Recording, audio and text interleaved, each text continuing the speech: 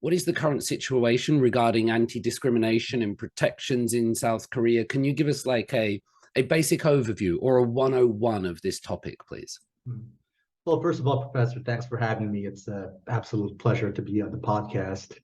The anti-discrimination law, obviously, it's a topic that's very near and dear to my heart. I think the easiest way to explain it is probably this. Like any other democracy, there is an inherent constitutional right to equality in the Korean Constitution. But the way laws work is constitutions are very, very general. You need specific implementing legislation to actually enforce that right in practice. And where Korea is right now is there is no implementing legislation. So you have a constitutional right to equality in theory, but in a lot of ways, discrimination is still rampant because of the lack of legislation. It's very, very hard to enforce it in court. So this is a legal problem, I guess. One of the interesting things I discovered about South Korea is that women were granted legal equality in the constitution in 1948, but we know the reality is so far behind that. So it's not about law.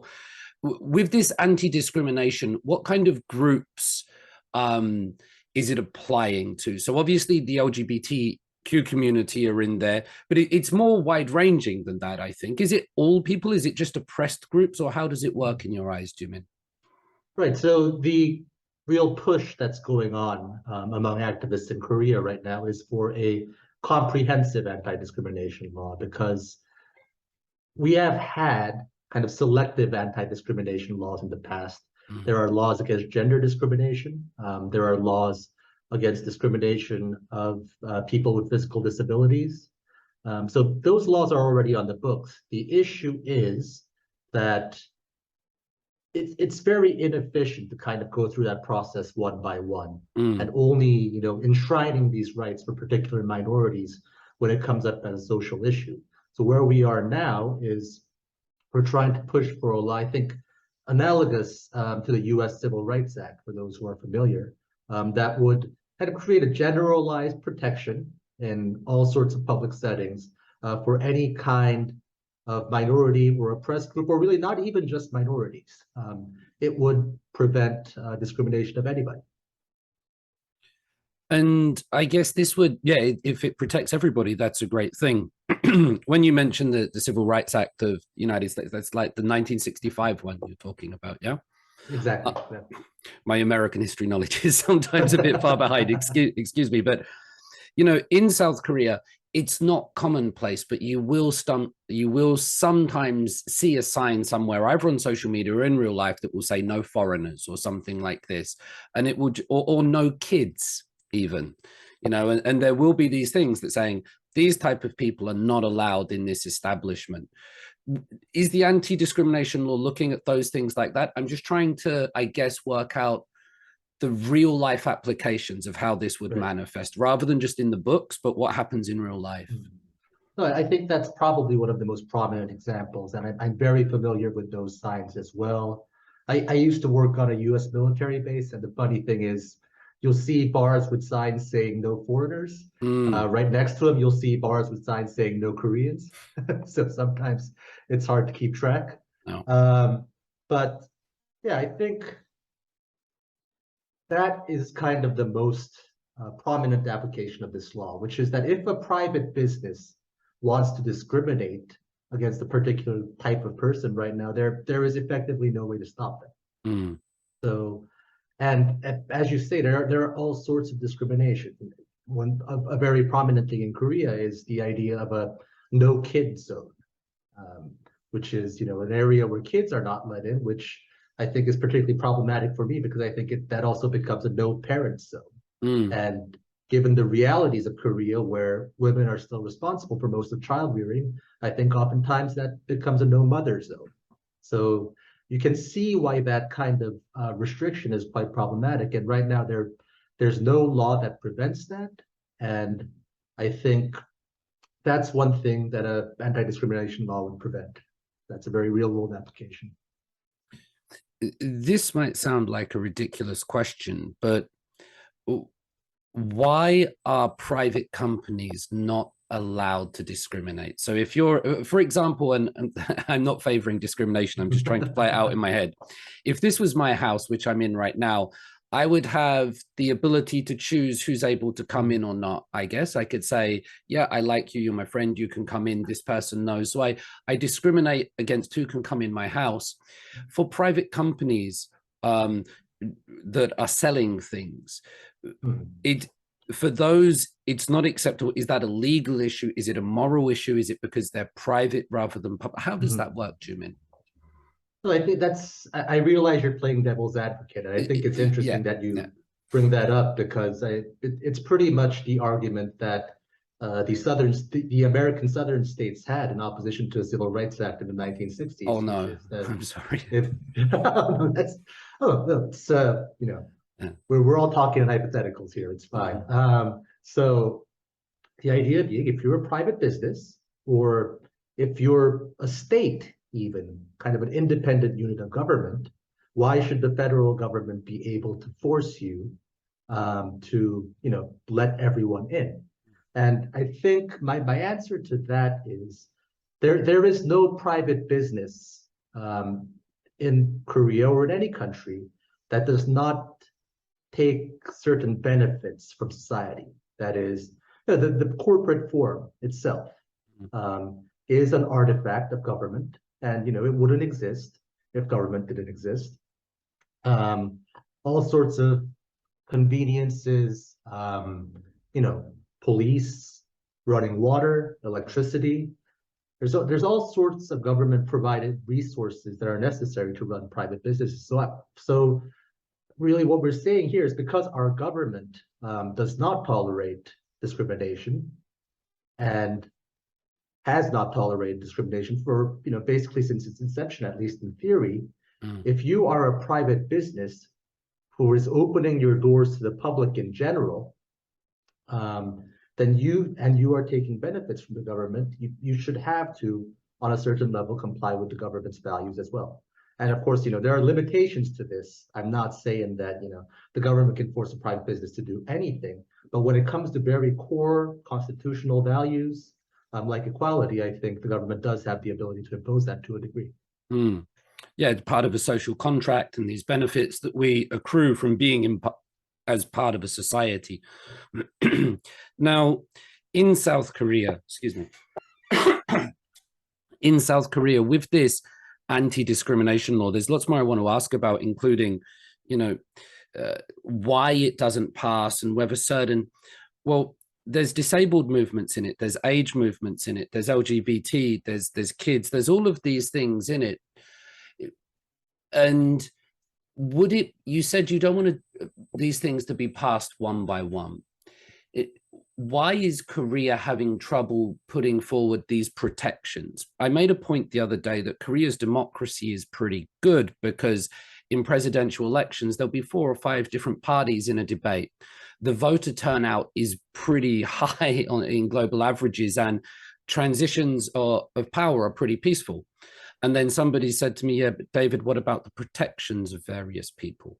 Is there something that Korea is slowly, is it a cultural thing? Is it a time thing? Does Korea have a big problem with protections, or? No, I think it's a variety of reasons, but if I were to talk about one, so I don't think Korea has an inherent problem with individual rights or individual protections. I think that's kind of overblown. I think it's more of an issue of where society has been until very recently and where we are going now. Because I think for a very long time, Korea has been a very homogenous society in terms of race, ethnicity, sexual orientation. Not that LGBT people didn't exist in the past, but they didn't feel safe revealing themselves publicly in the past. So for a very long time, I think people have been allowed to persist with the idea that, well, we're all very similar anyway. Discrimination isn't really an issue, and kind of not recognizing that it is an urgent issue. And now we're seeing that issue finally reveal itself to the public, as the LGBTQ community becomes more comfortable speaking up, as more foreigners are living and working in Korea, and and as Korea starts interfacing a lot more with the world. Now I think it's becoming a much more prominent issue. So I think a lot of it comes from the fact that until recently, it wasn't considered as such. Do you think that that perceived homogeneity, there's a lot of reality to it, but some of it was also put together, that perceived homogeneity was one of South Korea's strengths, one of the things that helped it overcome this authoritarianism, this path to becoming where it is today, one of the biggest economies in the world, cultural soft power producer, it's become a democracy. Has that perceived homogeneity in the past helped it come here? Well, that's an interesting question, and I think it strikes close to home in a way, because I'm 36 years old as of 2 days ago, and up until the time when I was in elementary school, I remember textbooks would say, the greatest strength of the Korean people is that we are one people. And we have one culture and one language. And I think it was until recently quite in vogue to argue that our homogeneity is a strength. But I think that sort of conception is quite limited, because if you look towards the sort of popular movements that created the society that we live in today, it's August 17th, we're just a couple of days removed from Liberation Day. The liberation movement had a huge feminist component to it. If you look at the sort of people who were on the streets in 1987 during democratization, I would argue that was a large crowd, but it wasn't just one group of people. So I think it's a very limiting view of history, and I also think it's kind of a manufactured view of history. Because in a lot of cases, change in Korea hasn't necessarily been top down from some kind of overarching superculture. It's been bottom up from grassroots groups, individual interest groups, minorities, kind of rising up for their own rights. I completely agree with you as well, by the way. So for many, many years, there's been an attempt to get this anti-discrimination law through. And it's just not happened. I mean, I'm not quite sure. It's about 2007 or something like this. They've been trying to put it through. And I'm just wondering why it hasn't gone through. So, for example, we've just finished 5 years of President Moon Jae-in's administration, Democratic. They had a majority to put through fast-track bills, huge popularity in the polls, more so than many other presidents. A human rights progressive lawyer, as it was described often in the Western press. Yeah. But surely there was the opportunity and it still didn't come through. So what's blocking this at the moment? Is it political fork-necking? Is it, I won't put words in your mouth. Why isn't it coming through, Jumin? I do think the problem is fundamentally political. And I think the issue is that, so you've got a conservative party and you've got a liberal party. And, there's nothing, in my mind, there's nothing inherently preventing a conservative party from advocating for equality, but just in practice, it generally doesn't work out that way. So in practice, you have to have, these pushes are generally made by the party that's on the more liberal end of the spectrum. And I think in Korea, the reality is that the anti-discrimination law just isn't a legislative priority for the Liberal Party. Absolutely. And we do see the Conservative Party, they'll talk about human rights and protections for peoples in other countries, maybe North Koreans, but they don't always apply it to themselves. Is one of the things, so it's political, is there a lot of people will talk about a Christian opposition to this group, and I believe you addressed that in your piece. I must admit, I was really surprised because I didn't do any research about the prevalence of Christianity in Korean society before I came here. And the history of Christianity in Korea is long, with missionaries coming over, educating women, poor children, and things like that. They've played a big role even through 1919 and Samilundong. what role are certain parts of Christianity playing, do you think, in this anti-discrimination law? So I think it plays a very significant part. And I think mechanically the way it works out is this. Just as is the case in America, and I think in a lot of countries, there is a significant kind of Christian far-right movement in Korea. And this movement tends to express itself in terms of, social conservative values, including, a hostility towards rights for the LGBTQ community. And in Korea, this group tends to exercise, I think, a disproportionately large amount of influence on politicians, and politicians in the central government in particular. And there's a lot of reasons for this, I think, but one of them has to do with kind of the demographics of the people who are allowed to participate in politics in Korea. These people are generally overwhelmingly male, in their 50s and 60s, and they come from white-collar professions, affluent white-collar professions, lawyers, journalists, businessmen, and the like.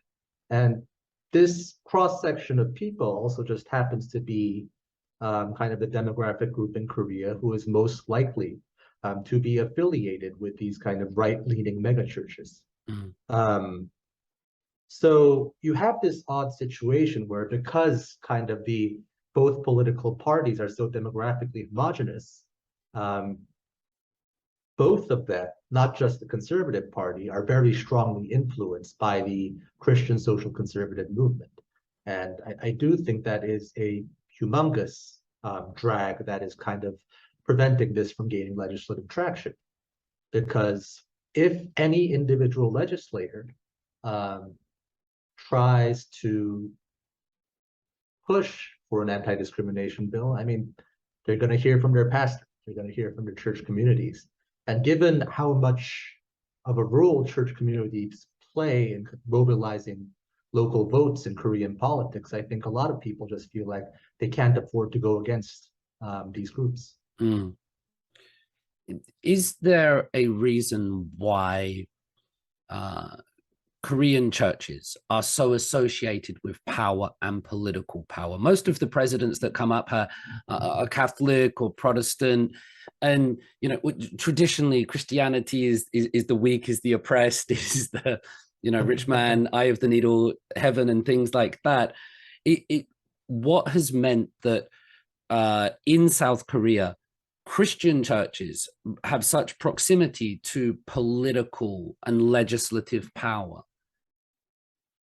Well, I certainly don't want to generalize, first of all. I'm a kind of, I am a Christian as well. I should go to church more often. I don't go quite as often as I want to, as I should. But so anyway, I know that there are a lot of churches in Korea that are doing really good work. So I don't want to kind of paint with a broad brush here, but there is definitely a strong affiliation between, a kind of a small subset of very powerful churches and political power. And I think a lot of that stems from the fact probably that the people who rose to prominence in the aftermath of the occupation and kind of in the early days of the Republic were US educated people, and US educated people in that era were often US educated because they were affiliated or were helped by missionary groups. So I think that has that relationship that starts at the beginning of the Republic kind of has continued.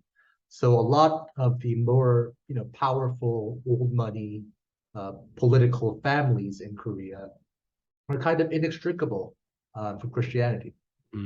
So I think that in a way is still playing a huge part, and it's generational as well, right? Because you're growing up, you see that all of the powerful political leaders are attending these big churches. If you're, say, an ambitious young man who wants to get into politics, one idea you may have is that I should probably go to one of these churches as well. So I think it's historical, and it's also kind of self-perpetuating because these places have become a nexus of power, so power-seeking individuals gather there. And there's association with wealth and things like that in Korean church. There was also I guess the dating. I always heard a lot about kyoe oppas and things like that. In one of my messages to you, Jumin, I called you somebody that breaks stereotypes. And I don't want to focus too much on your identity, but here you are, a young Korean, you're 36, you're still young? Yeah, you're a young Korean man I like to think so. who goes to church, but then you advocate openly and publicly for the anti-discrimination law. Now, this doesn't fit some of the stereotypes or generalizations we see on social media, and I like that. Why is this issue important to you? Is it because you have a legal background? Is it because it's just the right thing to do and you believe in it? Why have you focused on this? Well, I suppose I should push back a little on the idea that I'm in some way exceptional, because I think, there are a lot of folks in Korea and in other places that are doing, a lot of good work towards this cause. And, a lot of them, I think, are, not, many of them are minority activists, but many of them are men as well. And, in many cases, young men. So don't want to claim that I'm one of a kind or anything, obviously. But I think it goes back to the idea of kind of privilege and platform, I think. So I consider myself, as you said, kind of, I'm young, I'm Korean, I'm male, come from a relatively comfortable upper middle class upbringing. I have fancy college degrees, I speak English. So all of the demographic privileges that Korean society could extend, I have most of them. And I think what kind of led me towards talking about this and writing about this is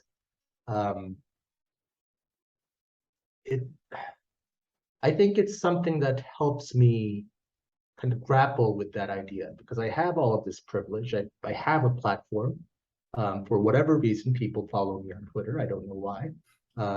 And so I thought for a very long time about, what the best way to use this is. And I think, there are a lot of people on Twitter talking about national security or high politics, North Korea, all that sort of stuff. I thought I could make the biggest difference, to the extent that somebody with a Twitter account can make a difference, by talking about this in particular. And I just like to reaffirm that I believe it's a good thing that you do. Let's keep exploring it a little bit. This is perhaps a controversial question. Is the resistance to the anti-discrimination law primarily based on the inclusion of the LGBT community in it? And if that were to be removed, then the other protections would be passed, and then it could move to that one. Is that one of the stumbling blocks? And I'm not saying they should be excluded. I want them included, but I'm just wondering, is that the biggest resistance, do you think, or is it more broad than that? Well, I do think that is kind of the biggest component of it. And obviously, I would disagree with the idea that it should be removed. And I think all of this kind of goes to the reason why this kind of piecemeal approach is ineffective. Because we're seeing in real time right now how hard it is to pass any kind of anti-discrimination law. So if the question becomes, well, let's do everything else first, and then let's deal with the LGBT community later, I think in that situation, later often becomes never. So what sort of message do we send when we kind of exclude the people most in need of protection, just because it happens to be politically inconvenient? I think in some ways that might be more harmful than no law at all. Yeah, very well said. I sometimes come across ideas that in politics, some people are too idealistic and then they never get things done because it's all or nothing, and there's more pragmatism is required. But absolutely, we don't want to make anybody feel excluded. Is one solution to this, Jumin? For example, when the abortion law was changed in South Korea, that came from the Constitutional Court. It didn't come from this is showing my complete ignorance of law, but it didn't come from the people, didn't come from the lawmakers or the politicians, but it came from the top, very top down. And when Taiwan legalized gay marriage, again, that was the same, despite there being, I think, in referendums, the public didn't even support it. So with this anti-discrimination law, if the people can't get it done, if the lawmakers won't get it done, is there an opportunity for the Constitutional Court to do something like they did with abortion? Well, we're pretty much on the same boat here, Professor, because, as I often feel the need to disclaim while I'm on Twitter, not a Korean lawyer, don't know a whole lot about Korean law. Right. Now, my general sense of it, though, is that the Constitutional Court can strike down laws that are unconstitutional. So it can say, criminalizing abortion, that's unconstitutional, go fix that. What it can't do is create legislation whole cloth. So there are limitations to what the Constitutional Court can do in terms of anti-discrimination. Now, it might be a slightly different example with gay marriage, same-sex marriage, but kind of the sort of comprehensive, far-reaching anti-discrimination law that we need. I don't think that's going to come from the judiciary. That has to come through the National Assembly. I've noticed in South Korea that public opinion is such a huge barometer of things, and whether it's the gust of popular feeling or whatever expressions we use, but the Korean public hold a great power to influence politics, social movements, cultural things, economy. You wrote about it a little bit in your essay for Korea Pro. Check them out, of course. What's your take on public opinion of this? So not just the lawmakers or the politicians or the private businesses, but just as best as you can, I guess, the people on the street and their attitudes towards anti-discrimination laws. Well, it's interesting, right? Because I think no issue in Korean politics kind of reveals the differences between the political class and the people in general than the anti-discrimination law does, in my opinion. Because politicians treat this like it's some kind of third rail issue. We even talk about doing this, that's going to come back to bite us. When you look at opinion poll after opinion poll after opinion poll, saying that the majority of people do want an anti-discrimination law, and even when you ask a question specifically saying, do you want an anti-discrimination law with LGBTQ protections? The majority of people still say they want one. So really, it's not as controversial an issue as it's made out to be. And again, I think politicians think it is more controversial than it actually is, because kind of the sort of people they are and the sort of people they affiliate themselves with. Completely agree. Just while I do this, let me try and reset my camera. It might do my face. There you go. It goes weird. I completely agree with you. My times at universities, I just, all the young people, the 20s, and I listen to them as best I can and listen to how they think and feel about these issues. And for the most part, they're completely supportive of this. And, even if they're church going, or even if they have no religious affiliation or whatever they might be, amongst that generation that's now grown up on Netflix and YouTube and things like that, it's just almost it's something that you take for granted, right? It's not even really a discussion point amongst those young people, I think. And even in my generation, I suppose I'm slightly older than your students. Perhaps not slightly, perhaps quite a bit older at this point. But even among my generation, people born in the 80s, when I talk to people about this issue, I don't get the sense that the problem is people are vociferously against an anti-discrimination law. Really, the issue is getting them to care. The problem is more indifference than it is hostility. And I think that holds, across generations. In United States, there's a big focus on race. In Britain, there's a focus on class often. In Korea, it seems like there's sometimes a focus on sort of class or education, that Korean people, I've seen various polls on this, they do care about discrimination, but discrimination along the lines of education or opportunity or fairness. It's not like people don't care about discrimination, that these polls would suggest, but it's not discrimination based on identity or gender matters, but more economic or opportunity or fairness. Do you have any observations on that there is focus on discrimination, just a different kind.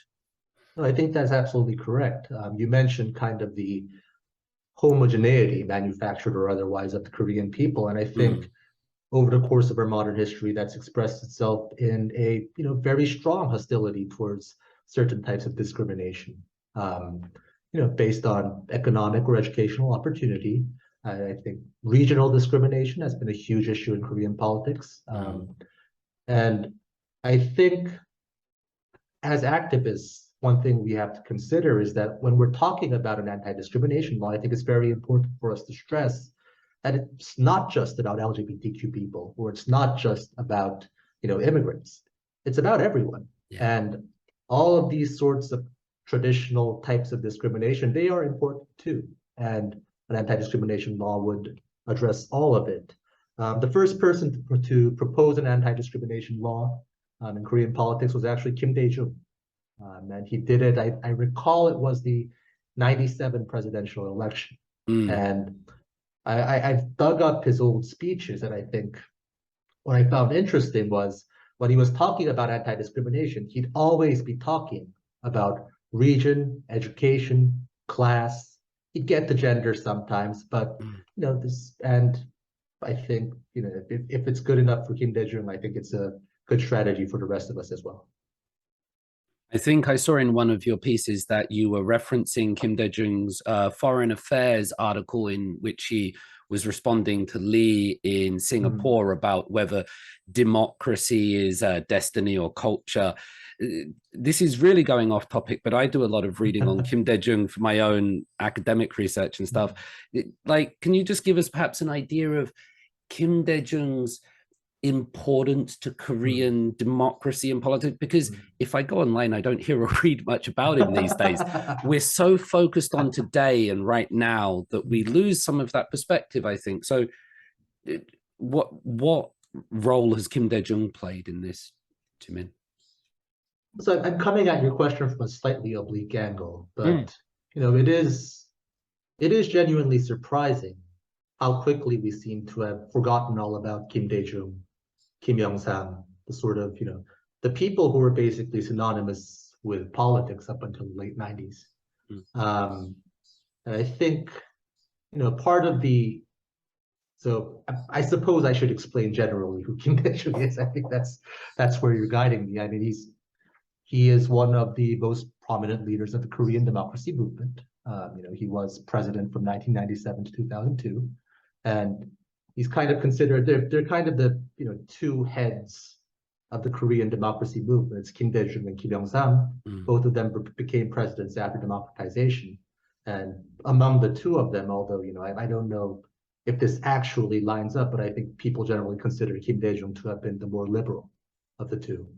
But so he is kind of hugely influential in terms of Korean modern political history. He's also I think the closest thing Korea has had to really a prominent political intellectual, in the sense that he writes very extensively about democracy, kind of political thought, stuff that Kim Yong-sam I also have a great deal of admiration for, but he's more of a doer than a thinker.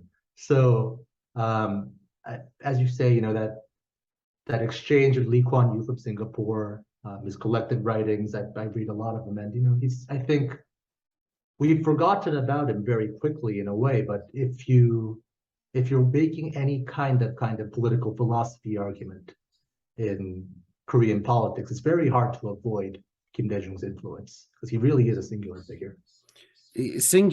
And I was amazed by some of his writings as well, because I'd be in graduate school doing international relations and things like this, and there's a lot of theory and stuff like that rather than the real world. And then I would read Kim Dae-jung and I would see he would be talking about constructivism and political theory and federations and things like this. And I was like, this is not just somebody this is highly educated with the terminology and not just a vision, but some steps in how that might play out. This is completely off topic, but I think it's very easy to think for people from my generation. I mean, I'm kind of among the first generation of Koreans who really started going abroad to study in large numbers. And I think it's easy for people like us to think, well, that generation above us, they were a bunch of dum-dums. They were kind of all stuck in their traditional Korean ways. Might as well have been from the Chosun dynasty. But that's if you look at the history, that's not the case at all. Being kind of the odd person I am, I sometimes entertain myself by reading the transcripts from the deliberations surrounding the original Korean Constitution in 1948. And if you look at the level of discussion there, like 70 years ago, a lot of these people literally grew up in the Chosun dynasty, but the level of discourse is very high. And in some ways, I would say higher than it is for modern politicians. Let me ask you that one quick fact about Kim Dae-jung. At his inauguration in Seoul, Michael Jackson was there. That's a fantastic, and I don't think Michael Jackson had any idea what was going on. Just all this Korean going on around him. He's just standing there with his glove on. I actually asked my supervisor professor this the other day, my Jido 교수님, but I said, are politicians these days, and we can keep it in a Korean context if we want, but are politicians these days getting worse? Or am I just getting older and realizing Santa Claus isn't real? Because when you're young, politicians seem almost of a different breed. They exist in a different paradigm. They're close to power. And we expected that even if we disagree or agree, that they're kind of smarter than us. They've done the reading and they exist. And as I grow up and I see these people taking positions of world leader around the world, I'm just gobsmacked by the level or the lack of intelligence, reading, eloquence, the inability to speak honestly, with some authenticity. Are the politicians getting worse, or are we just getting older and more cynical because we read old stuff, Jumin? I think it's a little bit of both, probably, but I do think there is a sense that, modern politicians, particularly in Korea, they feel a lot less exceptional than politicians did 20 or 30 years ago. And I think a large part of that has to do with kind of what I like to call the calcification of the political class. Because, again, Korea, the path to getting into politics is very restricted. And I think increasingly, national politics in Korea is drawing from a very small subsection of the population. Kim Yong-sam was born in a fishing village in Koche. If you're born in a fishing village in Koche today, I don't know what your path to national politics is. Or even if you're born in a middle-class family in Seoul, I don't know what your path to national politics is, especially if you're not a man like I am. So because politics is increasingly kind of closing its doors, drawing only from a very limited subsection of the politicians, I think that's part of why politicians appear to us to be increasingly limited, because they don't reflect the diversity of people you and I see in everyday life. Just to be clear, and I agree that politicians would come from different backgrounds in the past, whether if it be President Moon Jae-in even, or No Moo-hyun as well. What is the path to politics in current? Is it socioeconomic? Is it money? You got to come from Daechidong and that's it, or? So when I was one of those kids. When I was 13, I wanted to be president. I was that kind of person. And well, I'd ask my teachers, so how do you get into politics? And nobody would be able to give me an answer. But I think it's quite similar now as well, because I think the fundamental issue is that, who gets into politics in Korea is 99% decided by the people who are already in politics. So your best shot at getting into politics probably is, having your father's friend be a politician. So it's not even an issue of money. But obviously, if you've got absurdly large amounts of money, you can bypass the line. Yeah. But it really is more of an issue that it's been limited to a very narrow social network, to the extent that there's not really a realistic path for anyone outside of that network to get in. Which again is another form of discrimination, that kind of access to power. I did hear something that because of now the focus on social media and the criticisms that politicians face, many people from those small networks, Jumin, they're going to be more and more inclined to go into the private sector because they'll just have a quiet life. And it's just, and so that limited pool becomes even more limited, right? I think that's a very good point as well. And I think that applies, to every country, but I feel like it's becoming more and more unpleasant to be a politician, just because what you have to deal with in your day-to-day now with, text messages were bad enough. Now you get threatened on Facebook, you get threatened on Twitter. I think, but we could have a discussion about what happened to Park Ji-hyun with the Democratic Party. It's a very, very difficult job. And I think a lot of talented people who have rational preferences just tend to stay away from it because it's not worth it. Yeah, we have different mediums. We have social media. Let's get to Park Ji-hyun and Jun-seok and those things just in 1 second. Let's just try to finish that anti-discrimination law conversation, because the Kim Dae-jung was a lovely sidetrack, by the way, and your 13-year-old dreams of presidency. It's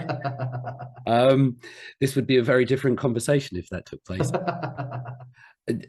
Are you hopeful for the future of the anti-discrimination law? Now, I'm always pretty confident about South Korea, and I had a lot of admiration because whatever it experiences, authoritarian leaders, financial crisis, civil war, it seems to find a way and overcome. It's making great strides. It's not perfect. It fumbles and stumbles and does all these things. But are you confident for the future of this anti-discrimination law? So I am cautiously optimistic because, as you say, I'll never doubt the capacity of the Korean people to get anything done. But I do think this is a bigger issue than just anti-discrimination, because I don't think we're going to get a comprehensive anti-discrimination law done until we're able to change politics wholesale.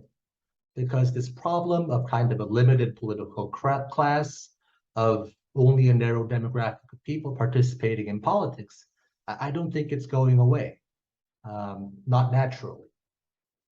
And I fear that, in 10, 20 years, right now we look up, we're being ruled by 50, 60-year-old men. I fear that in 10, 20 years, we'll look up and we'll realize that we're being ruled by the same 70 and 80-year-old men. And I think to get to anti-discrimination law, I think the Koreans who care about it, and these are very often Koreans who aren't traditionally involved in politics, these people really need to make an effort, because it's not just about getting existing politicians to pass that law. I'm fearing that might never happen. It's about kind of creating a change in politics as a whole. Is there something that anybody listening to this should be doing? Because we're having a conversation. Is there actual steps that people can take to help make this happen, irrespective of their influence or position, identity? Look, at a very fundamental level, we all have one vote. And I think people need to be willing to say,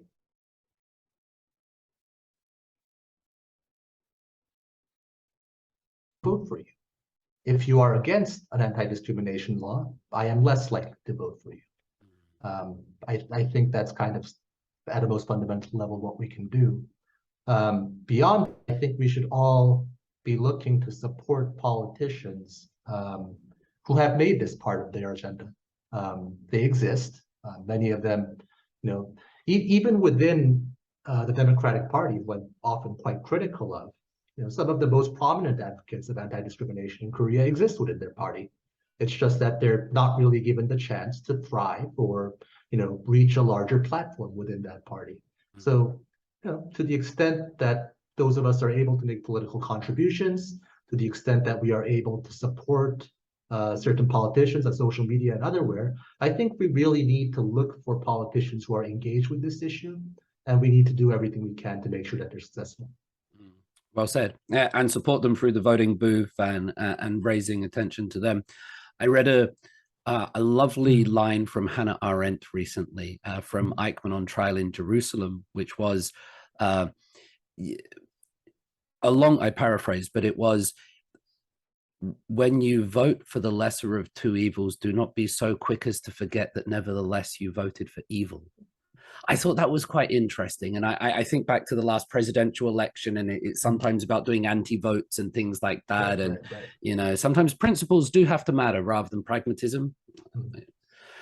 Um, let's talk a bit more broadly about Korean politics. So we're at 100 days. Let's start here before we get to some of the other figures, but we're at 100 days of President Yoon Seok-yeol's time in office. It seems that today, most of the things he said in the campaigns, he's going through with. He's actually moved out of Cheongwade.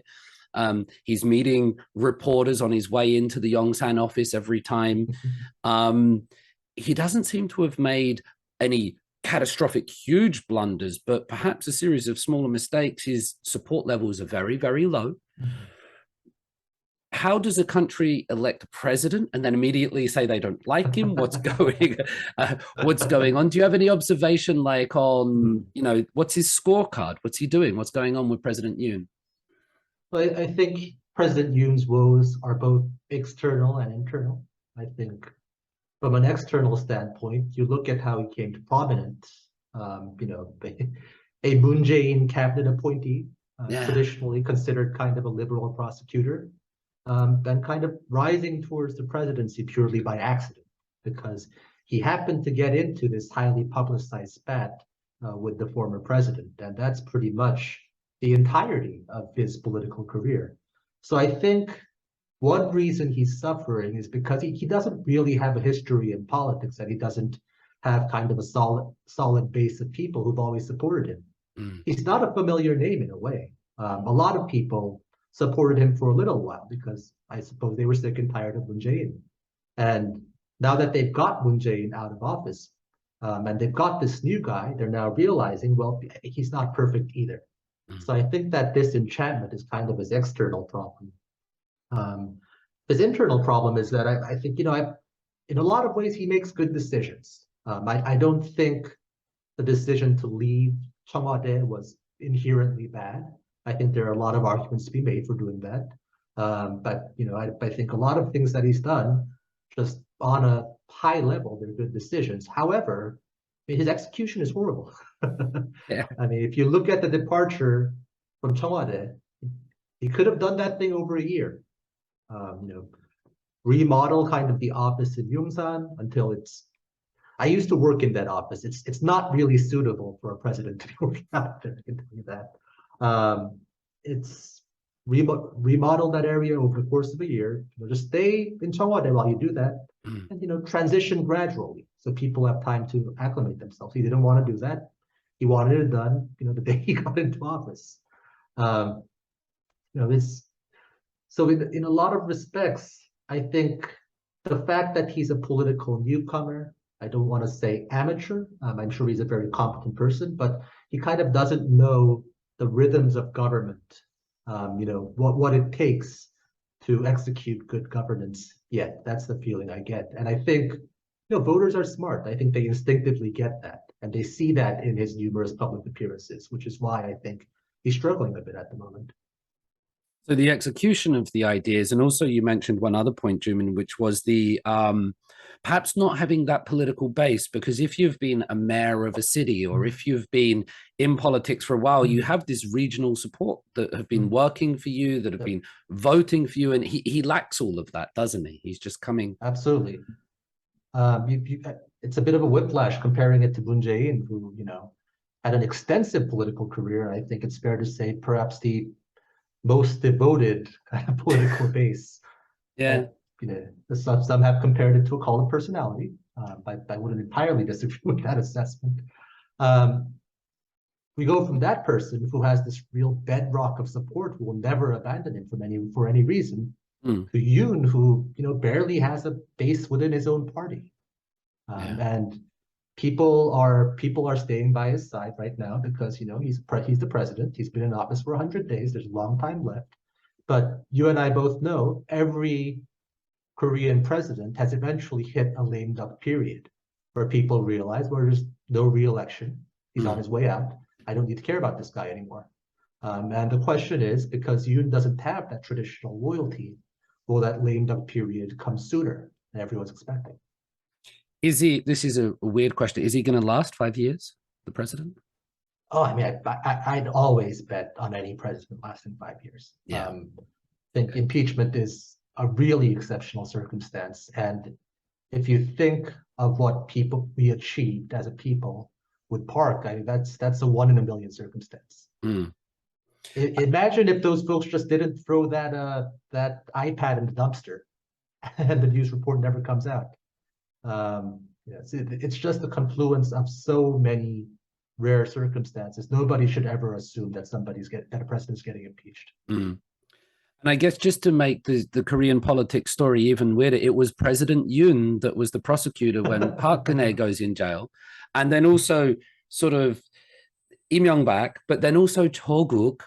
Like, this is a man that's put behind bars some of the most powerful figures in the country from both sides of the political aisle. And now he's the president. It's a very, very interesting situation that doesn't run along easy to decipher lines about what's going on. You mentioned, we talked about his lack of base. I just want to touch on this idea of lack of communication or execution of ideas, which is that I've often believed in South Korea, politicians and administrations, they'll make an announcement about an announcement. They'll say, next week, we're going to say something about the Ministry of Education or the unification. And it gives people time to prepare and also say what they want and they don't want. And then they use their nunchi, or they test the waters, and then they react to the public opinion. That seems to be the way of doing things in Korea. But with Yoon's administration, they're just dropping bombshells like, we're doing this, and it's frustrating the people. No, that's an excellent point. I mean, that is the traditional rhythm of Korean politics, right? I think President Moon elevated the announcement of an announcement to an art form. You do see these press releases coming out of the presidential office being like, oh, the president was furious about this problem at the meeting today, and he instructed his ministers to do something about it. I mean, that's barely even an announcement of an announcement, because oftentimes you'll see that announcement and you won't ever see the actual announcement of what they're doing about it. So, it's an old kind of traditional Korean political trick. Make it look like you're doing something, while in the meantime, you kind of test the waters and sense what people think about it. And yeah, because Yoon is not a politician, I don't think he's used to that.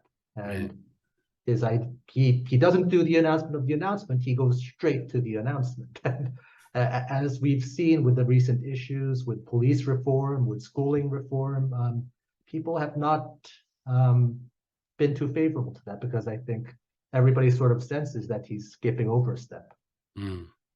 It made me think of that this morning. I've been editing stuff for the Hanyang University Journal, and there was one article in there, and it was about changing the university app. You have an app which you do your online registration and attendance and Chusokbu, that kind of thing.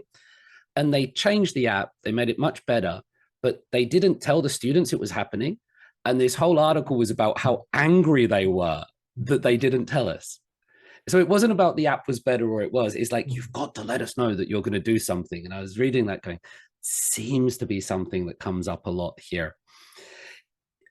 If we turn from President Yoon, who has done his 100 days, what's going on with the opposition? Because this is a fascinating story. Like 2-3 years ago, I mean, you saw the articles, Jumin, you know what was happening. Korean conservatism was dead. It wasn't coming back for decades. And now President Moon was on a high, and he finished with this high support, but it wasn't enough to get him re-elected.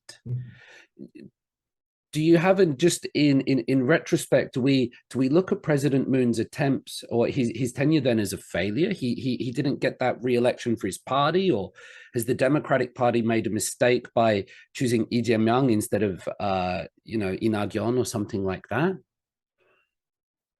Look, full disclosure, I was one of those people saying in 2017, it's not, conservatives are done. These folks are going to be in power forever. It's going to be a, Japan LDP sort of situation where the only decision we get to make is which Democratic Party politician gets to win the election. But I've still got all those texts, and I'm surprised as anyone. And I think what I discounted was the Democrats didn't take that sort of golden opportunity to consolidate their power that was in front of them, to build kind of a large inclusive party that would be impossible to remove from power, but they kind of they reverted towards their most extreme elements. The thing I like to say about Democrats is they're very inside baseball. I don't know if you're familiar with that expression, but it's kind of what's a good way of saying this? They're very focused on issues that are only important, perhaps, to actual dues-paying members of the Democratic Party. Okay, yeah, makes sense. And they've sort of lost the ability to communicate or appeal to a broader segment of the population. And I think part of the reason they ended up in that place is because they had that moment where it looked like they would be in power forever. And a lot of longtime Democratic politicians saw that as an opportunity for score settling, as opposed to an opportunity for consolidation. And I think they're really struggling that right now because, and this sort of goes back to the anti-discrimination law, where the Democratic Party is right now doesn't really align with where liberal parties traditionally are in most democracies. Because in the past, being liberal in Korea meant that you were pro-democracy. Being liberal in Korea meant that you were pro-unification, pro-conciliation with North Korea. But those issues have kind of faded into the background because we have a democracy. It's not perfect, but it's functioning. And North Korea, for a variety of reasons, I think a lot of people, particularly in my generation, are at a place where we realize that South Korea has very little agency with regards to North Korea right now. Nothing we can do is going to be able to change them at this point. So for a party that was traditionally built on those pillars, I think there's a bit of a crisis of identity right now in terms of how do we create a new coalition that's going to win us elections? And obviously a big part of that is kind of the party's abortive relationship with the anti-discrimination law, their problems with sexual violence. Those issues have been very prominent. They are alienating traditional components of the liberal coalition. And that, I think, is their biggest problem because President Yoon's ratings keep going down. Their ratings aren't going up by as much. It's a really interesting observation, Jimin, that you say that perhaps they've achieved their traditional goals, or the goals to which they've always been aligned are not accessible anymore, whether that's democracy, whether that's certain workers' rights, or whether that's the North Korean issue. That's been the focus of the Democratic Party. And what perhaps some people in society, like you yourself, are concerned about, and other people, is now sort of gender issues and human rights and those protections. Is it possible for the Democratic Party to realign themselves and push towards that? We saw what happened to Park Ji-hyun. They brought this young woman in who tried to, and people will say, was she brought in because she deserved it? Was she brought in as sort of identity politics, just as this young female figure? But she seemed to get very bad treatment and pushed out the door again. Well, I mean, first of all, I want to address that notion of deserve. There's no such thing as deserve in politics. Democracy is inherently a sort of absurd system where we do a straw poll and we give the winners absurd amounts of power. Yeah. If your message resonates with the people, deserve's got nothing to do with it. I think a big problem with Korean politics is this idea that you've got to pay your dues. A lot of people in politics think of politics as a bit like becoming an executive in Samsung. You start at the bottom rung, you make your way up, and when you're like 55 or 60, you'll finally be given real responsibilities. That's not what politics is at all. So, having addressed that, I think Park Ji-hyun is very illustrative of the problems that the Democratic Party is facing, because by all rights, someone like Park Ji-hyun should be able to thrive within the Democratic Party. But she doesn't need to be made party leader, but she has high name recognition. By all accounts, she seems to be incredibly capable, shrewd political operator. That is someone who liberal politicians should recognize as an asset and cultivate, as opposed to driving her out.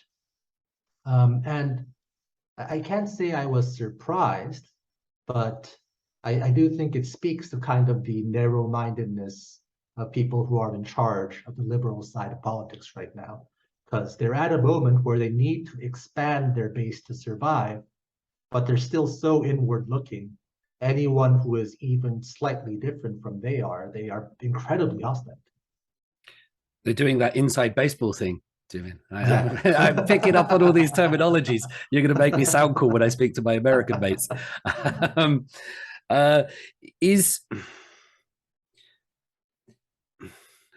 was going to ask you a little bit more about the Democratic Party here. Is there... The Democratic Party are not like the Democratic Party in the United States or in Europe. I think sometimes, you know, and I've been guilty of it in the past as well, we project our own understanding of political parties onto the Korean landscape. And I don't think things line up. The Conservative Party and the Democratic Party are not like the Conservative and Labour in the United Kingdom. I don't think they're like that in the United States either, with the Republicans and Democrats. Where are the Democratic Party on a spectrum? Are they on the left? Are they on the right? Are they in the center? How would you describe their positioning here, Jumin? So if I were to compare them to, say, the Democratic Party in the US or the Labour Party in the UK, when you take a magnifying glass and look at those parties, they are very complex coalitions, many, many different interest groups, and, you know, a variety of representatives over a broad political spectrum.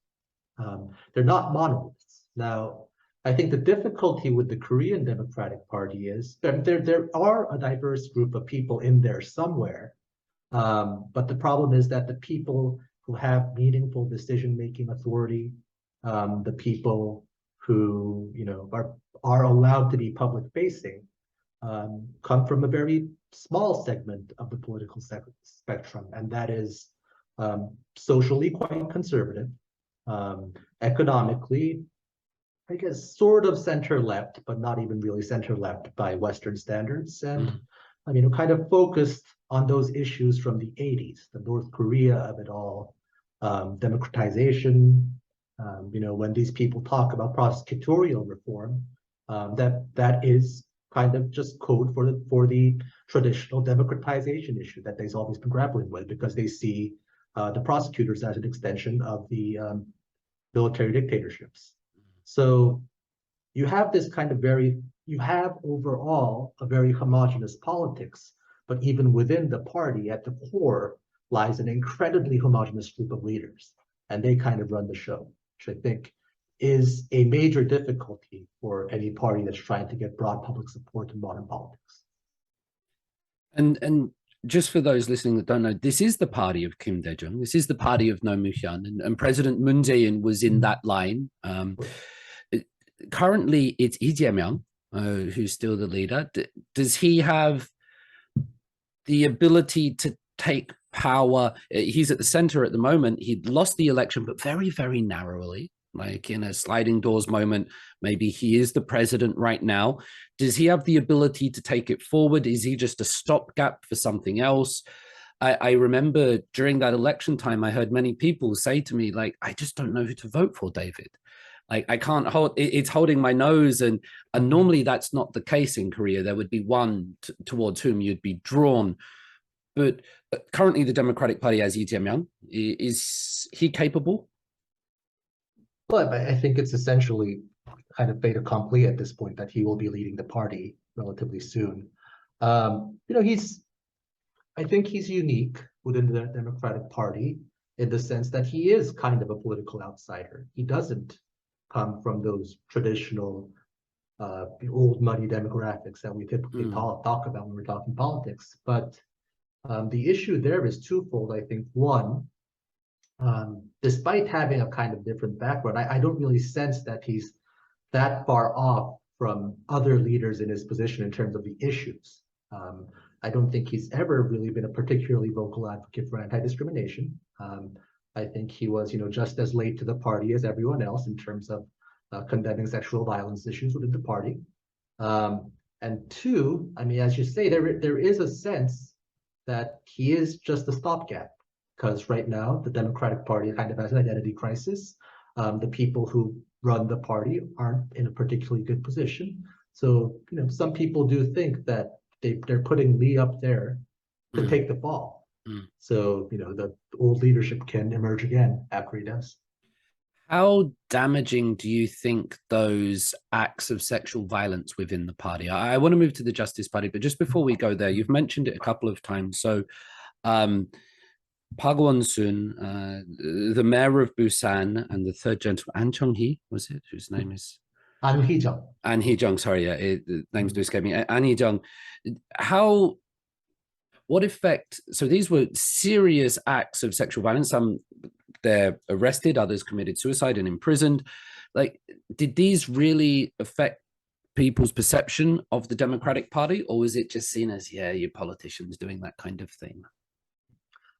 I do think it rarely gets surfaced in terms of kind of the political discourse, because I think partially because the conservatives, I mean, their record in this area is hardly spotless either. So it doesn't get surfaced as much, but I do think it had a humongous effect on the public perception, because, I mean, just the reality of this, it is, as a liberal party, you are held to certain ideals.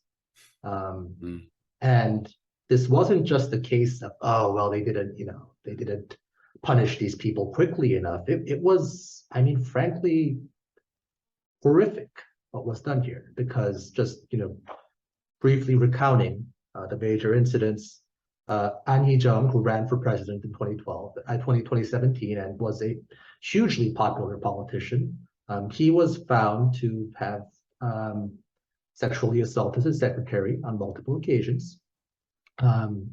He was, obviously he resigned from his position. He was convicted, sent to prison. But there is a sense that the party never really denounced him, because I can tell you, An got out of prison 10 days ago. And two Democratic Party National Assembly members were at the prison gates to greet him. An's mother passed away while he was in prison.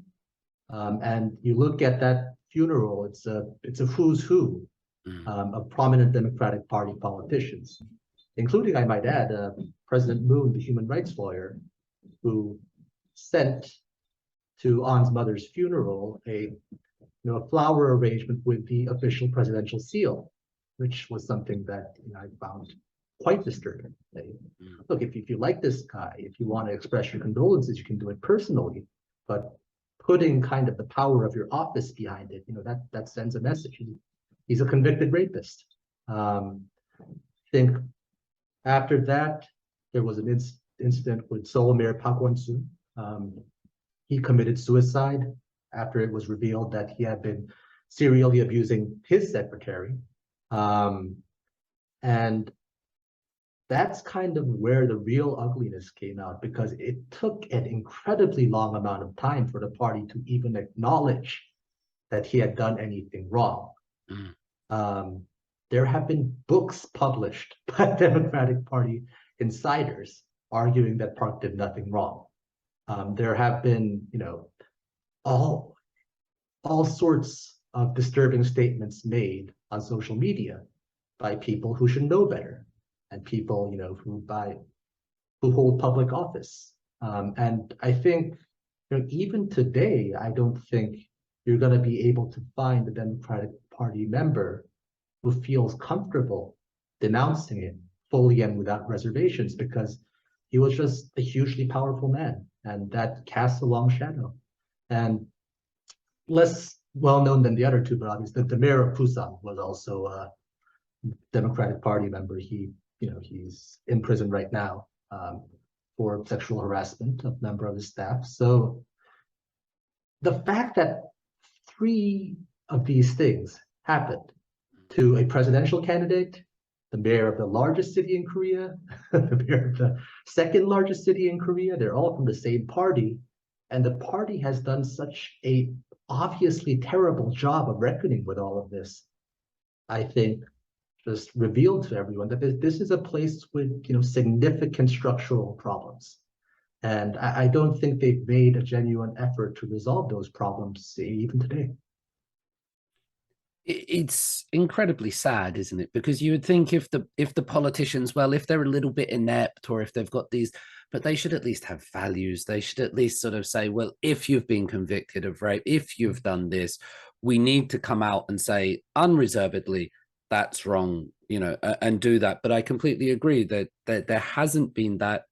I believe the Democratic Party, they said they had this rule that they wouldn't put people up for positions if there was someone had lost it through bad means or something like that. But they immediately get misconduct. Thank you. They immediately ran for those two mayoral positions again, which again showed that they weren't perhaps that, repentant of what went on. So maybe we can never stop those things happening. It'd be nice if we could, but it's how we react to them. And maybe the Democratic Party's reaction wasn't good enough, you seem to be saying.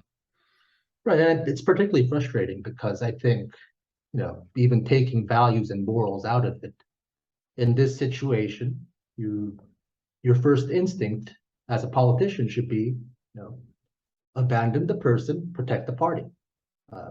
You should not be, putting the political future of your party in peril and your own kind of elections in peril because you can't stand to admit that this person who you looked up to actually wasn't the person who you thought he was.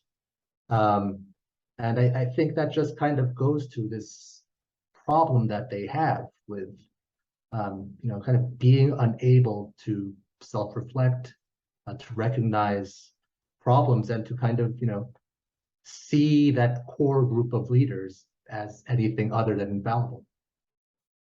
And one of the problems with that being that it's, obviously the victims of these assaults and crimes that suffer, but also the people, because we lose the strength of an opposition party or a ruling party.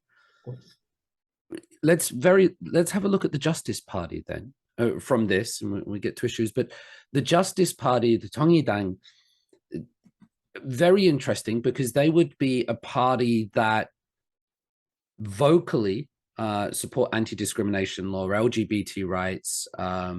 They would be the ones that I think we would most associate with left values in Europe or North America.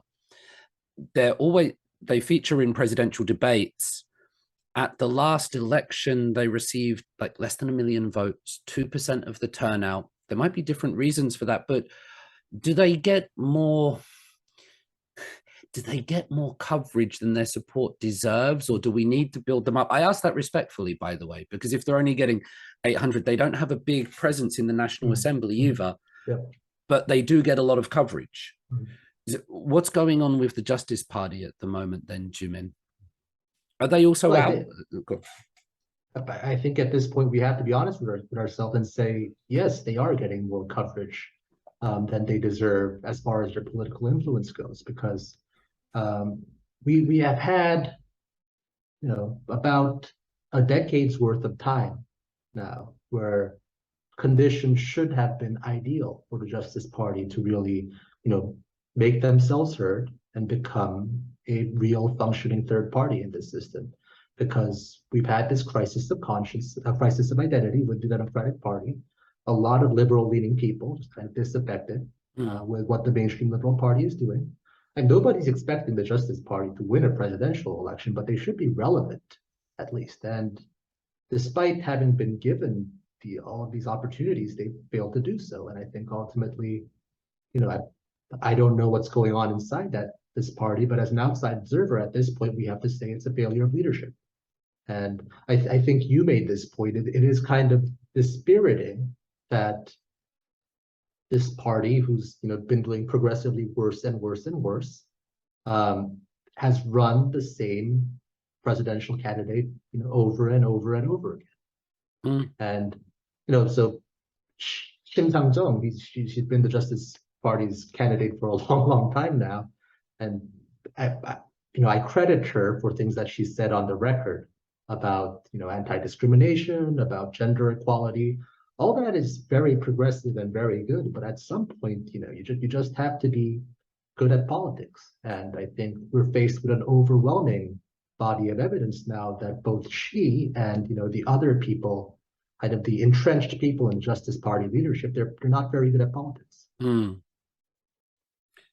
And it comes to the leadership, this idea, you mentioned it a while ago, that there's a worry that the people in power now will still be the same people in power 10 or 20 years. That seems to have been the problem of the Justice Party. It won't hand over the flame.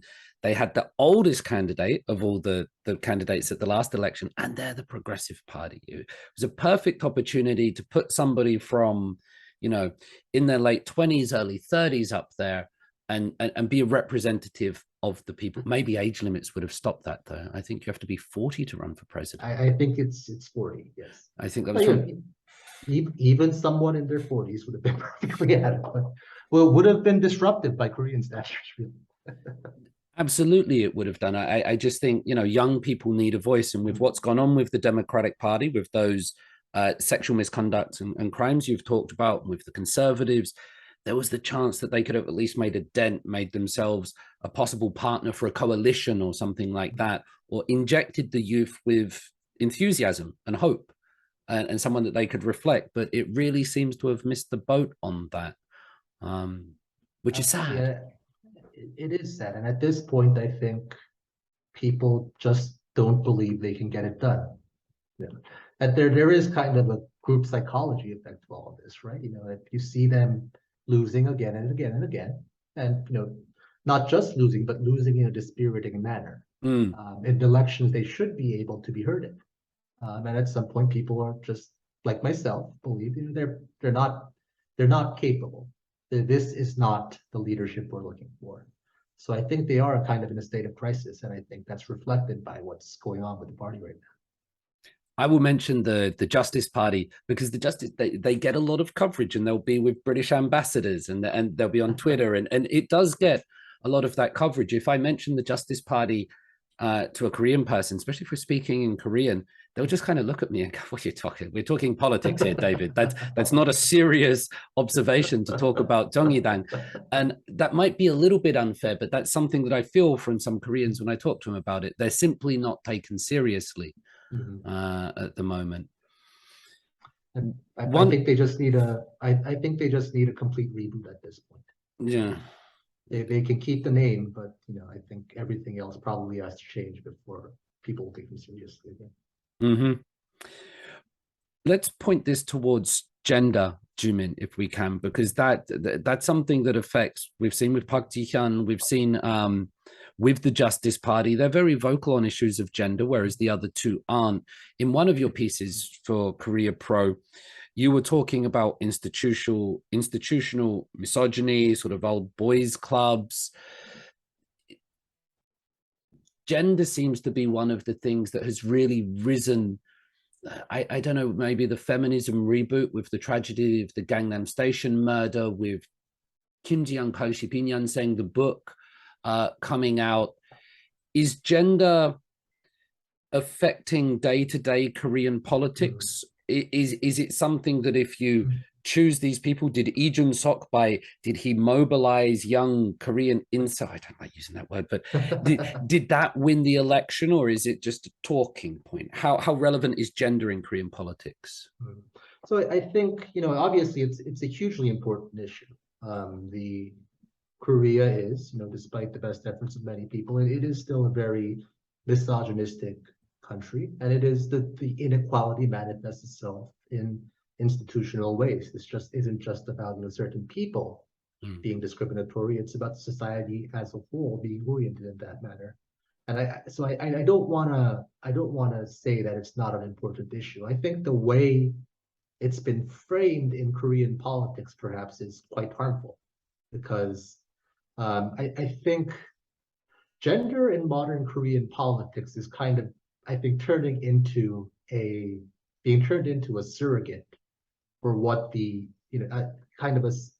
it's being turned into a substitute for what the North Korea issue used to be, in the sense that it's framed as this extremely polarizing issue where you're either on one side of the fence, you're either a feminist, which, in the Korean political context comes with all sorts of negative baggage, that term, or either you're, an incel or a, young Korean man. And it's been framed in this binary way. And I think that's actually quite far from the truth. I think, I think a lot of Korean people, even young Korean people, have quite, progressive and moderate views on gender. And it's been mobilized as this wedge issue by politicians because they're in need of a wedge issue. But I think processing it in that manner, it doesn't lead to productive solutions to deal with the very real problems we face today. It divides people so that the politicians can keep power. I think it's perfect elite theory. Let's create these schisms or cleavages amongst the people rather than try to bring them together. I mean, when I'm in class in these lectures, and I teach gender and society, I teach feminism to young Korean people at these universities, and I don't, maybe because it's a university class, maybe because of the environment, but I don't rarely, if at all, see the people that I hear talked about on social media. I see intelligent young adults talking to each other with slightly different views on certain things, but basic principles that are same. And yet the media will tell us these are complete Manichean binary opposites that never the twain shall meet. And it's very damaging, I think. I think that's exactly right. And I'm sure you feel it very strongly as someone who's teaching young people. I've never, obviously, I'm 36. I don't meet too many people in their 20s, but I've never actually seen someone who's that kind of social media stereotype of this, hateful man in his early 20s, or the extremist militant feminist. I'm sure these people exist, but I think, they're, on balance of things, they're probably a very small segment of the population. But for political purposes, I think these voices are being amplified on social media, in traditional media, and in politics. And I think, and we're going down a dark path, and I hope we won't be going down it for too long. Is Jun-seok to blame for that? Did he come in with a Machiavellian plan to mobilize this supporter base and use that as a way to garner support, irrespective of the morals behind it? Or is it just a narrative that we've created to make things easier to understand? Well, so Jun-seok is a bit of a difficult topic for me because we know each other. We went to college together. So I don't want to, I don't want to be too critical. Well, I don't want to get personal about it, I think is what I'm saying. But, obviously he's said certain things that are problematic, but I think the problem really is a problem that you see across Korean politics and across the aisle. Because, it's, if you look at the young people who are brought to prominence in both parties, really, a lot of them tend to are people from these kind of extremist communities, and I think the parties lean on these people because they're useful foot soldiers. They're extremists. They follow orders. They won't question when you want them to do something. So that convenience really is what is kind of taking this issue to a lower and lower and more depressing level. And I think what you need is just someone who's who's willing to express what the majority of the people actually think, but that hasn't happened so far. Because you need to know what the majority of the people think, and to know that, I think you have to talk to people, you have to be one of the people, and then you also have to be willing to speak the truth, or not be thinking about repercussions of what you're saying. You have to speak truthfully and with some authenticity. It's amazing these days how often you can listen to politics in Korean or English and just be listening going, I'm not actually hearing anything. I'm just hearing these empty words without a person speaking. And I think that's what we're waiting for. Well, see, Professor, this is exactly inside baseball. please call me David, Jumin. I said, my name is David, but this is Inside Baseball, right? Exactly. Yeah, if you don't know anything about baseball, you see them talking about baseball on TV, you won't understand anything. And I think politics is increasingly becoming like that. The verbiage, the issues that are talked about in the media, the personalities.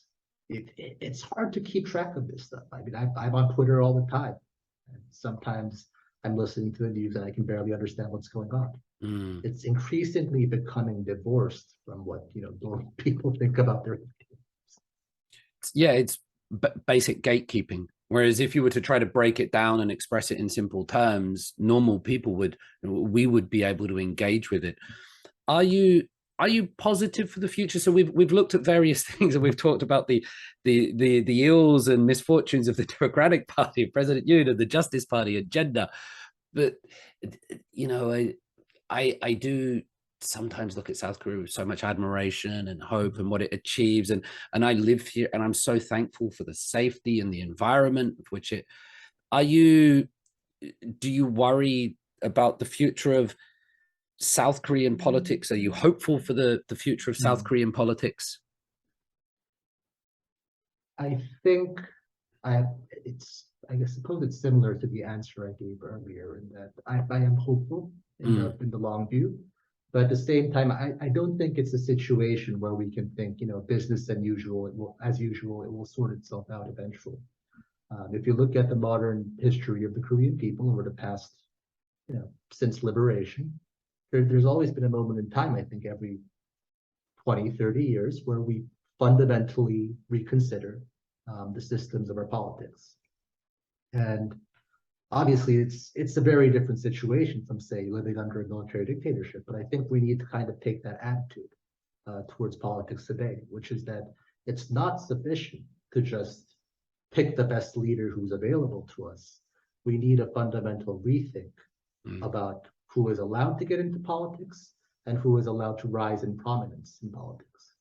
And if we can do that, I trust the future is bright. But we gotta identify the problem correctly first. Is it too easy now? There's nothing to fight for. We've got the democracy, we've got the rights, and it's a genuine question, I think, by the way, because now if we have Netflix and we have our own, individual thing, and we're just happy with that, and if it doesn't affect me, I'm quite good with that. Is it, but we need to keep fighting, even though we do have democracy. We need to fight to make it better. No, look, it's the big problems still exist in modern society. They might not be quite as visceral as, fighting Japanese imperialism or trying to win democracy, but the anti-discrimination law, income inequality, human rights, all rule of law, all of these things. It's a process. It didn't end in 1948. Didn't end in 1987, and it's not finished today. So I don't think it's a matter of, we've got it easy now. I think it's more a matter of, we need to demand that the people in charge address the issues that we find important. Can I ask you, and I agree, we need to find our issues. Can I ask you now, just moving towards the end of the conversation, can I ask you, Jumin, about the Korea-America alliance? Because this is something that will anger some people. They see the presence of around, I don't know, 28,000 US troops here at the moment, with big bases down in Pyeongtaek. They see that as a real symbol of Korea having no sovereignty, or Korea having no control over certain things. And other people see it. It's not many countries around the world where you can see parades of people waving the flags of other nations, and people will wave stars and stripes quite proudly. So America is an issue in South Korea that most people just don't think about, and some people really oppose, and some people really support on these issues. President Yoon Seok-yeol and Biden seem to be getting on all right. There's none of the very distasteful rhetoric from President Trump that we had to put up with in the past. Is this a fruitful relationship? Is it a beautiful one looking to last? Is it a matter of marriage of convenience? What's this one, Jumin? Look, well, first of all, I think if the alliance can survive Trump, it can survive anything. Yeah, hope so. But beyond that, it's always going to be historically a very sensitive issue because the manner in which Americans came to Korea, it wasn't all sunshine and rainbows. The Japanese left, they were replaced by the Americans, and that's always going to be a sore point. I don't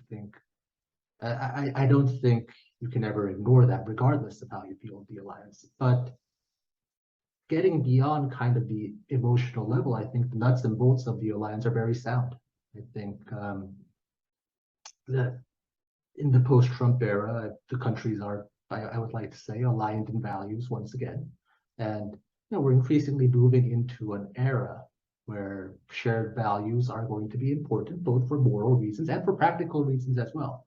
Because the countries that we find not aligned with us have very different values. So my view on the alliance is very positive. And having again worked on a U.S. military base, having worked with the Americans who choose to serve in Korea, I have very positive views and I have very positive hopes. But not entirely sure what President Yoon was doing with Nancy Pelosi. But if you go beyond kind of the day-to-day issues that are sensationalized the views, I think the people who are doing the hard work out of public view, keeping the alliance going, those people are always doing their best, and I think that bodes positively for the alliance. My hot take on the Pelosi issue, if I may. So I just get your feedback on this, or your take is that, so Nancy Pelosi, with Democratic Speaker of the House, visited Taiwan, which was a political statement in itself, I think, and come to Korea. Now, I heard that President Biden wasn't 100% signing off on Pelosi's visit, but I thought when she visited South Korea, if President Yoon's on holiday, if it was President Biden was here, he would be expected to break his holiday, but I thought it was like, if you send this official, we'll meet you with this official. And if the president's on holiday, he should be on holiday. To do anything else would make him seem weak, or do you see what I mean by that? It was like, this is my schedule, I'm sticking to that. It was a power move. I understand kind of the reciprocity component of it, but I mean, just from a real politics standpoint, it's America. Presidents in the past have, gone out of their way to meet American officials who are, frankly, much less important than the Speaker of the House. So I realize I should have a hot take about this, but I really just I kind of don't understand what the motive was there. And it was very odd, right? Because they're not even really saying why they didn't meet her. It was just, I'm on vacation. And there's one country in the world where people will cancel vacation for work events. It's Korea. I'm not sure. I'm really not sure where this is coming from. It's a mystery to me. I think we're going to be saying that a lot under the next 5 years with President Yoon Seok-yeol as he continues. But let's hope he gets the big decisions right. That's the most important thing for me. There's a brilliant article by La Jong-il who said that, these two parties, they need to work together because otherwise it's the people that suffer. Jumin, when I reached out to have this conversation with you, I did it because I genuinely have been consistently impressed by things that I see from you online. And so I'd like to take this opportunity to ask you, you've mentioned some of your backgrounds and what you've done, what you've achieved thus far. Do you have any advice for young people? I know some of my university students now listen to this and things. So I'm just wondering, for young people trying to get up, trying to make their way through life, what wisdom, what advice, what words would you impart to them? Well, first of all, thank you very much for the kind words. But I appreciate it. I don't know if I'm quite worthy of that,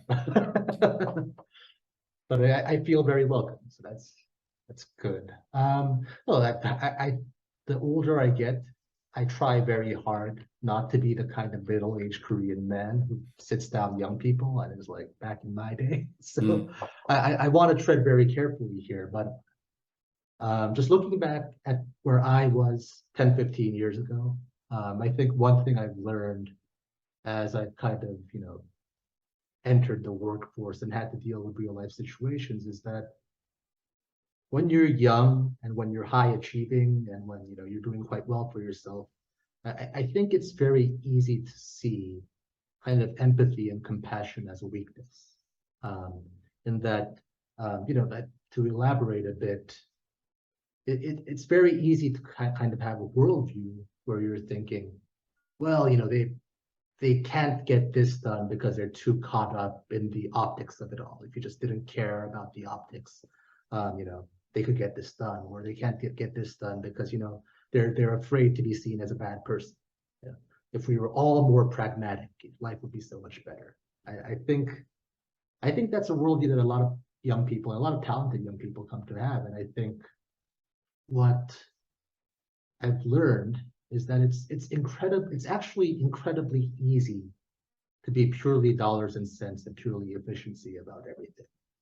What is hard is when you encounter these situations in life where you have to make a decision based on empathy or based on compassion or based on things that don't show up on a balance sheet. So yeah, I think I wish I had learned that sooner. So if there's one thing I could say, if I have any useful advice to impart to young people, and particularly young people interested in politics, that would be it. Don't assume that the lens of rationality, of efficiency, needs of the many outweigh the needs of the few. Don't assume that's the answer to everything. It's when you talk, Jimin, about compassion and empathy and understanding. As you were talking about that, I was thinking of some of my closest friends, and from different age groups, different socioeconomic backgrounds. And as you were saying that, I realized that they were my friends because of their values, and not profit, not how rich they are, not the positions they hold or anything like that. But I really do think values stay with us and they move us. And so perhaps if we can also try as much as we can to demonstrate similar values, then we will also influence other people. Right. I think that's what youth is all about. I think it's an opportunity to try different things and figure out what your own values are. And I think that I'm not quite there yet either, but I think one of the keys to having a fulfilling life is knowing what really motivates you and animates you. And I found, I think, one piece of that in the work I do relating to the anti-discrimination law. And I think it's good to be open-minded and kind of see these opportunities and these influences where you might not normally be looking, especially if you're into politics, because I think the most destructive thing you could possibly do with politics is reduce it to kind of this side is good, that side is bad. I've chosen who I support, so I don't actually need to think about the issues anymore. I'm just going to go whichever way this party goes. I think that's probably the most destructive way to approach it. I think if you are a consumer of politics, you should be thinking of what your values are, and I think politicians and parties should see them as tools that you use to achieve your values. Rather than just support a team or a color or something like that. Absolutely. You need to be thinking, what do I think, feel, and believe on this issue? Because I might find that on this particular issue, I support this person or this party, but on this issue, I support that. And so, yeah, any of this division across political party lines where I think we're very quick to essentialize. We're very quick to say, if you support that party, then you must hold all of those other views associated with that party and also therefore must be bad. We essentialize one's whole being based on a couple of positions, social, economic, or cultural. And I'm not necessarily saying it's inherently bad, to vote straight party line up and down a ballot, because I could see situations in which there is a single issue that overwhelms everything else, where you just have to hold your nose and vote in one direction. I think in the United States right now, I think it is that kind of situation. Yeah. Because whatever your views on economics or immigration or whatever are, mean, I think fundamentally you have a situation where one party supports democracy and the other doesn't. So, I mean, you just have to go that way. I don't think that's the situation in Korea right now, and I don't think that's going to be the situation in Korea for the foreseeable future. So, we should all think about more nuanced ways of approaching things, but that's always difficult. Requires a great amount of self-discipline, which sometimes even I don't have. Self-discipline, and I think, and humility sometimes, to realize maybe we don't have the answers and we need to find new ones or do that. Jumin, I'll bring this conversation to a close with the last question, a question that I've given everyone on here thus far. And the question being not related to politics, but just more broadly. We're all here together. We open our eyes and we come into existence, and we exist on this planet, 7-8 billion of us together. What can we do to provide more values to our lives and the lives of others? What is the purpose of our existence, Jumin? What is the meaning of life? What is the meaning of life? I'm glad you saved kind of the easiest question to close out this conversation like this.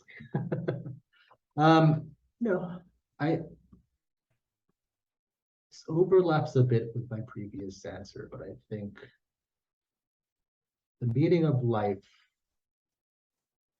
is really just about finding what matters to you, and being willing to take all the time in the world that you need to find what matters to you, and being open to new experiences, being open to new kinds of people, and really, I think, meticulously, consciously developing that system within yourself. Because I think a lot of people,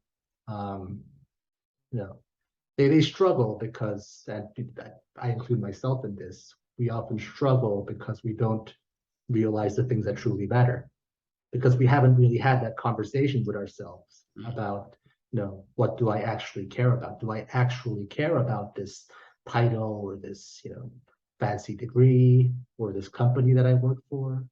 Or, do I find happiness in other things?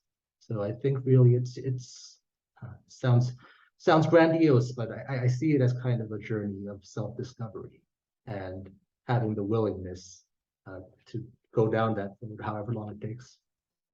You just said having the pay, it takes time, though. It does take time, though. So can I just stress that part? Because sometimes when we're young or we do live in this instantaneous world where we can watch the latest episode of everything or read it right now. And so perhaps you grew up like me, where you had to wait a week to listen to the song or to buy the album, or right, we had to wait. But this finding out what moves you, what you truly believe, or what interests you, it does take a long time, doesn't it? I mean, you just turned 36, I'm 40. It's still taking some time. I think I'm about maybe a third of the way there, a quarter. It does. If you asked me at age 25, what will you believe in 15 years? I don't think I would have believed in any of the things I believe in right now. And it's always easy to think in the moment that you have all the answers, but if you don't even have the answers about yourself, how would you have the answers about the world as a whole? I think it's incumbent on us to constantly question both within and how we see the world around us. Beautifully said. Thank you, Jumin. It's an interesting way to wrap up the conversation. I feel like my grandfather. He was a very philosophical person. That's not typically the way I express myself. Was your grandfather a philosopher, or just a couch philosopher? I don't ask that disrespectfully. Was he a man of position? Or? My grandfather had a very, I'm talking about my paternal grandfather.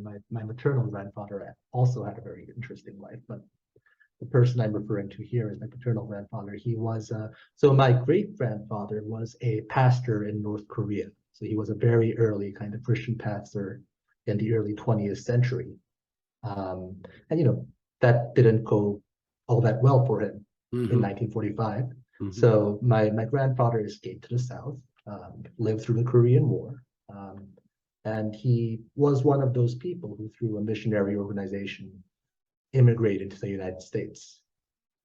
And by his words, I don't know how much of this is a true story and how much of this is embellishment, but he kind of mowed lawns and did the dishes until he could pay for a college education and a doctorate in the United States. And he eventually became a professor of theology. Wow. And moved back to Korea. So, he had a very interesting life, and he passed away when I was very young, but that's kind of the thing I remember about him. He's the sort of person to kind of opine on the big issues, kind of metaphysical. That's generally not the way that I'm wired, but perhaps there is a little bit of it in me after all.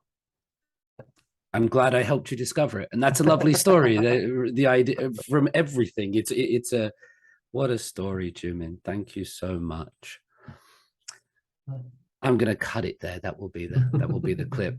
I really enjoyed that. Thank you so much for your honesty, man. It's cool, like getting to know you and going through this kind of conversation. No, it's had a lot of fun. I hope we'll get to meet in person soon. Yeah, absolutely. Next time I'm in Korea. If you ever come over to Korea, let me up. Let me up. Let me know or hook me up. I just mix them two together.